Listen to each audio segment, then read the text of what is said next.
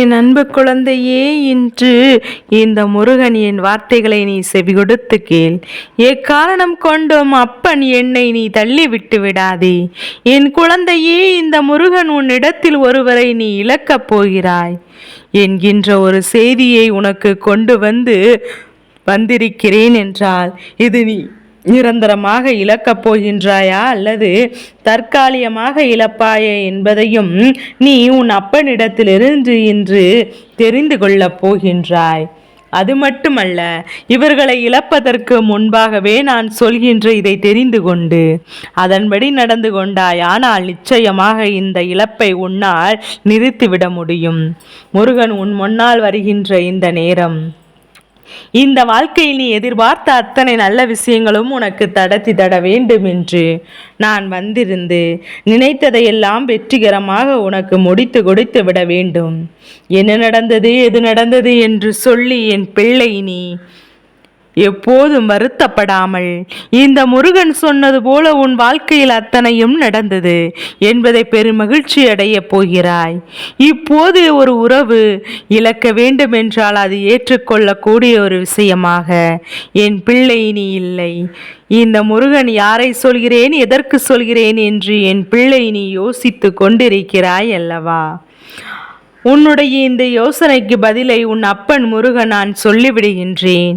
என் குழந்தையே, நீ இழக்க வேண்டிய உறவு உன்னுடைய இல்லத்தில் இருக்கின்றது என்று நான் சொல்கிறேன் என்றால் நிச்சயமாக அது உன்னுடைய இரத்த உறவில் ஒன்றுதான் அல்லவா?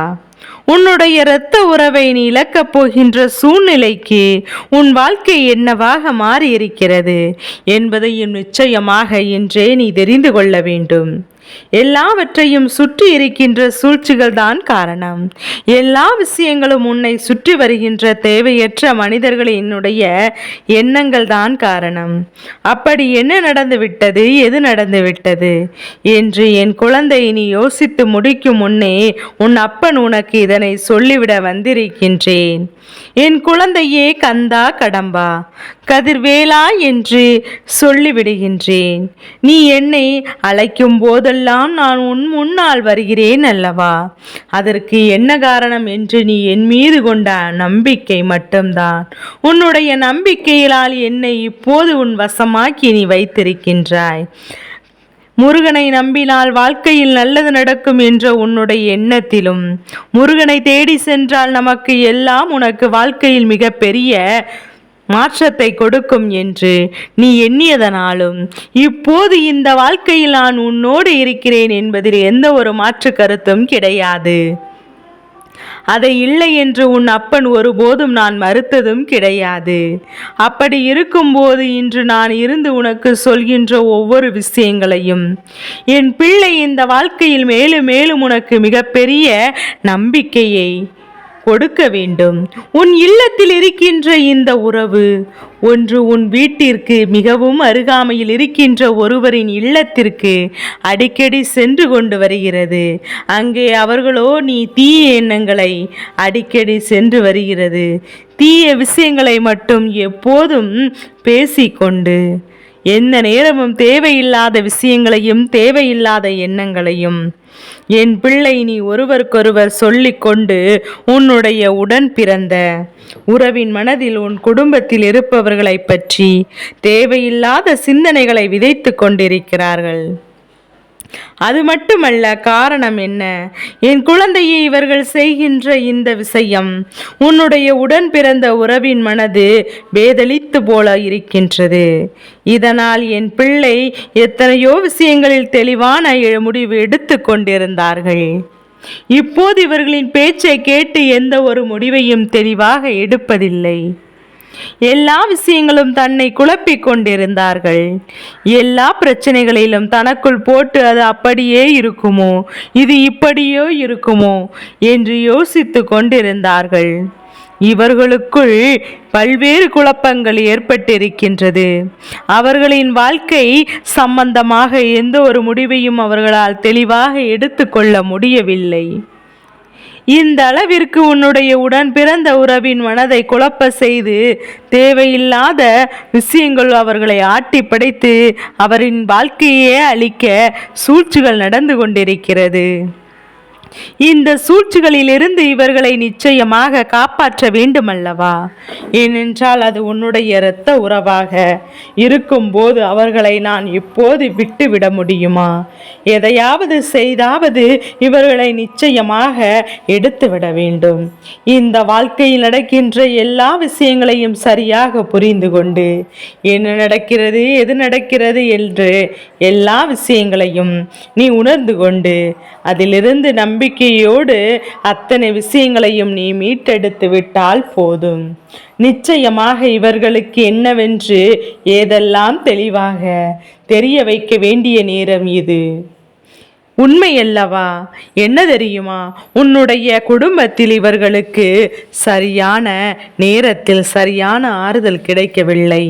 ஒரு கஷ்டம் என்று வந்து உன்னிடத்தில் புலம்பும் போது அதை செவி கொடுத்து கேட்க நீ நேரமில்லாமல் ஓடிக்கொண்டிருந்தாய்.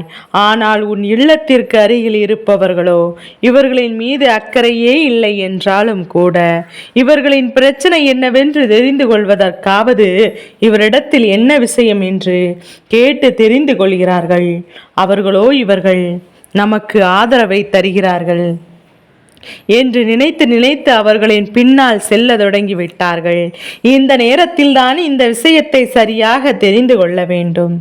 என்ன நடக்கிறது, எது நடக்கிறது என்பதையும் சரியாக புரிந்து கொள்ள வேண்டும்.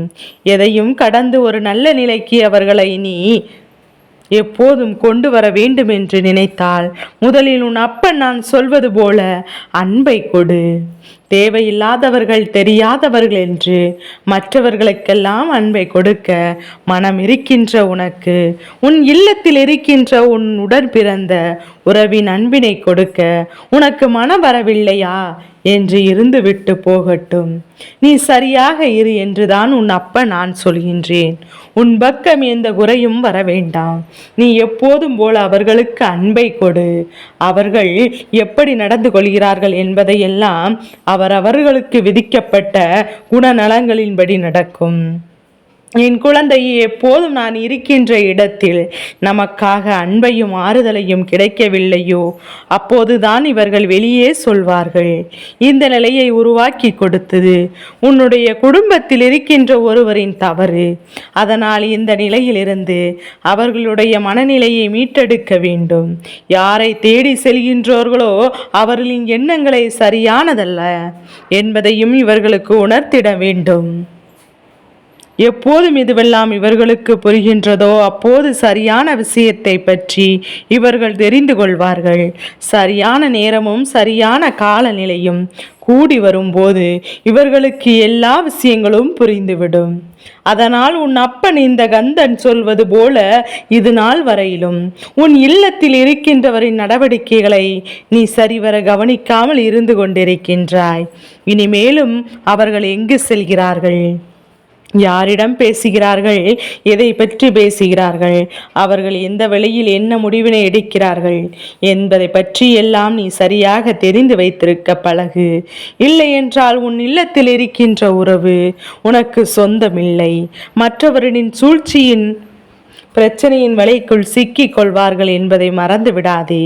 இந்த கண்ட நான் இருக்கும் வரை உனக்கு எந்த ஒரு வெற்றி என்கின்ற வார்த்தைக்குடைய அர்த்தங்கள் மறந்து போகாது. அப்பன் சொன்னால் உனக்கு அத்தனையும் நிச்சயமாக நடத்தி கொடுப்பேன் என்பதையும் புரிந்து கொண்டால் போதும். நான் இருந்து தருகின்ற வெற்றியை நீ பறித்துவிட முடியுமா? எல்லோருக்கும் மனநிலை ஒன்றாக இருக்கும்போது இந்த வாழ்க்கை கேட்கின்ற அத்தனை விஷயங்களும் ஒவ்வொருவருக்கு கிடைக்க தொடங்கிவிடும் என்பதை முதலில் புரிந்து கொள்ள வேண்டும். உனக்கான எந்நேரமும் நான் வரும்போது இனியாக இந்த சூழ்நிலைகளை புரிந்து கொண்டு இந்த வாழ்க்கை உனக்கு கொடுத்த அத்தனை விஷயங்களையும் என்னவென்று உணர்ந்து யார் நம்பிக்கை கூறியவர்கள், யார் எப்படிப்பட்டவர்கள் என்பதையும் தெரிந்து கொள்ள வேண்டும். இல்லை என்றால் உன் இல்லத்தில் இருக்கின்ற இந்த உறவு நிரந்தரமாகவே உன்னை விட்டு பிரிந்து அவர்களின் வசமாக மாறிவிடும் என்பதை புரிந்து கொள்ள வேண்டும். இதையெல்லாம் கடந்து இனிமேலாவது நம்பிக்கை கொண்ட ஒரு வாழ்க்கையை உன்னை தயார்படுத்திக் கொள். எல்லோருக்கும் நம் வசமாக நம் அன்பிற்கு கட்டுப்பட்டவராக இருந்து விட்டால் அது போதும். என்பதை நீ மறந்து விடாதே. என் அன்பு குழந்தைக்கு இந்த முருகனின் ஆசீர்வாதம் எப்போதும் இருந்து கொண்டே இருக்கும்.